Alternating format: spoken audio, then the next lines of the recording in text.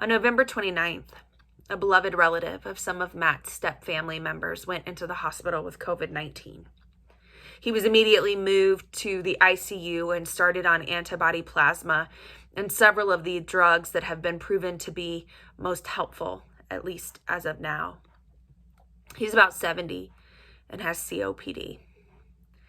The family received bad news on December 1st. He had taken a turn for the worse, had been diagnosed with pneumonia in both lungs, and was about to transition from an oxygen cannula to a BiPAP machine. On December 4th, the family received encouraging news. Their loved one was doing better, sitting up, able to eat breakfast. On December 6th, their loved one took another turn for the worse and was back on the BiPAP machine.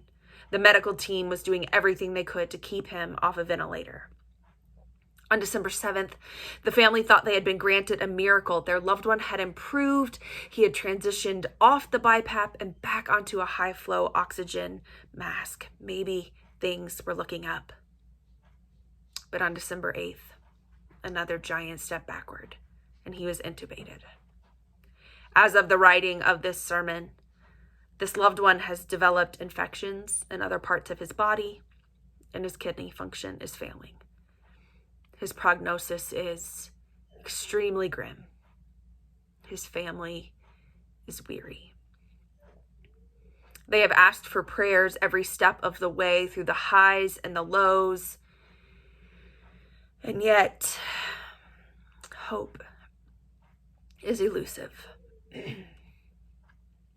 My guess is this story is one that rings familiar to the 290,000+ Americans who have died from COVID-19 in the last 9 months.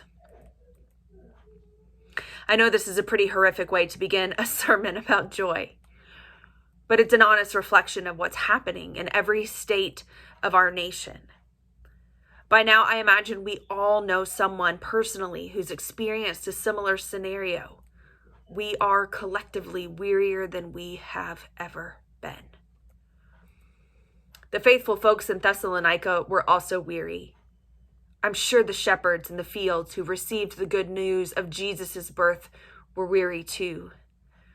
And yet, more than 400 times in our scriptures, we are encouraged, reminded, or even commanded to rejoice. In our weekly Lectio Divina Facebook Live session this past week, I reflected on the idea of anticipatory joy. Having spent much of my career in end-of-life pastoral ministry, I'm keenly familiar with anticipatory grief, the grief that comes before the death of a loved one.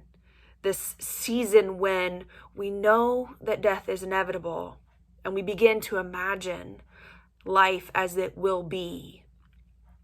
Anticipatory grief, if we're able to experience it, is often a hidden blessing. Because in the best case scenario, it allows us to do the work needed to enable a good death for our loved one and a healthy grieving process for those of us who are left behind. We are motivated to say what needs to be said, to forgive what needs to be forgiven, to reflect and plan and prepare. It's an awful blessing, but it's a blessing nonetheless if we are able to see it as such. This year, I've started to imagine joy in a similar anticipatory light. Nothing feels joyful right now. Even the usual joyful things like weddings and new babies and vacations and Christmas have all been derailed by COVID-19. We can imagine what it will be like to snuggle that new baby. We can dream about what it will feel like to sink our toes in the sand again. But the fulfillment of those hopes and dreams are still a long way off. But this is still joy if we allow ourselves to see it as such. This kind of joy isn't a denial that things are awful right now. Things are awful. This kind of joy doesn't negate our weariness. We are exhausted. But it is something that can coexist with the awfulness and the weariness and give us a teeny tiny reason to keep going, to keep believing, to keep trusting. The unique thing about Paul's words to the church in Thessalonica that we can't see when it's translated from its original language into English is that all the verbs are plural. This rejoicing that Paul talks about, it's a community effort. This thanksgiving that we're supposed to do in all circumstances, not a solo activity. Scholar Lucy Lind Hogan says that Paul is not speaking to individuals here as much as he is talking to the entire community in Thessalonica. They are all to rejoice. And when?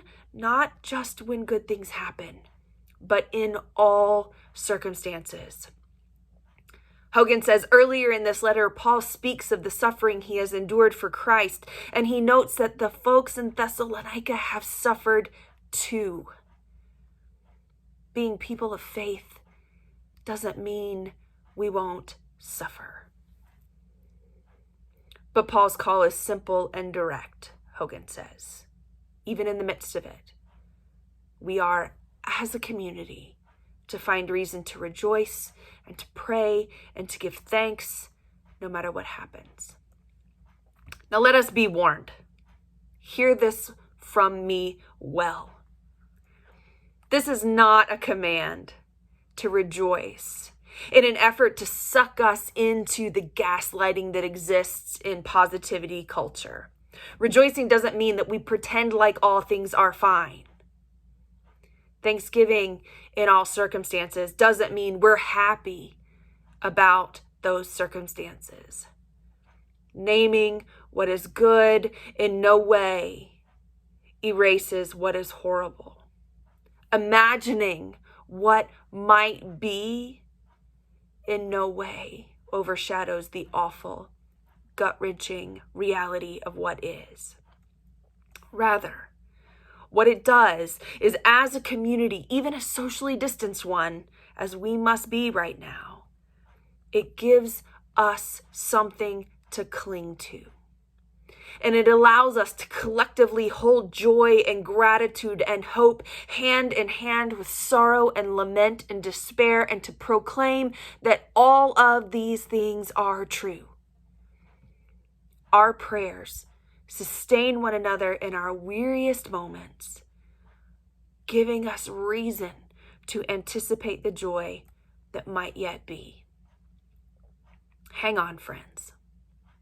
Let us light that pink candle and pray and rejoice and give thanks without ceasing, in the hopes that we will come out the other side of this year with our spirits and our souls and our bodies intact and blameless. Amen.